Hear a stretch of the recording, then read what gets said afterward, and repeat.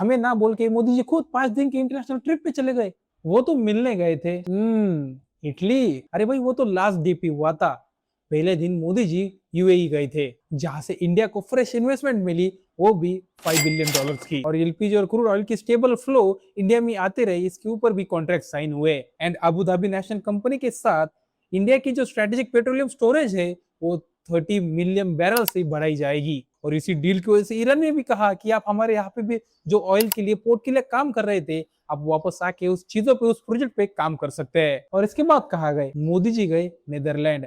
मेरे हिसाब से जो ये 5 दिन की इंटरनेशनल ट्रिप हुई, इसमें से नेदरलैंड में सबसे बड़ा माइलस्टोन अचीव हुआ, क्योंकि जो इंडिया का सेमीकंडक्टर का प्रोजेक्ट बहुत सालों से फंसा पड़ा था, वो यहाँ पे कंप्लीट हुआ। एएसएमएल और टाटा इलेक्ट्रॉनिक्स के बीच में कॉन्ट्रैक्ट साइन हुए। $11 बिलियन के जो सेमीकंडक्टर के प्लांट्स के लिए लगने वाले जितने भी इक्विपमेंट थे, वो इंडिया भेजेगी गुजरात में।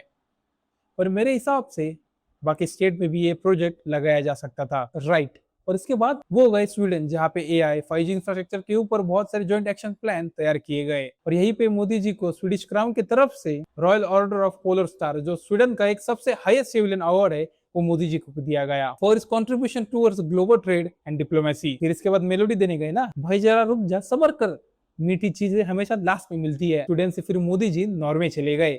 43 इयर्स के बाद पहली बार कोई इंडियन प्राइम मिनिस्टर नॉर्वे को विजिट किए। और यहीं पे थर्ड इंडिया नॉर्डिक समिट हुआ, जिसमें नॉर्वे, डेनमार्क, फिनलैंड, स्वीडन और आइसलैंड के सारे पीएम्स आए थे। और जो आर्टिक के मिनरल्स है उसके ऊपर भी निगोशिएशंस हुए। और इसके बाद मोदी जी मेलोडी के पास गए, राइट।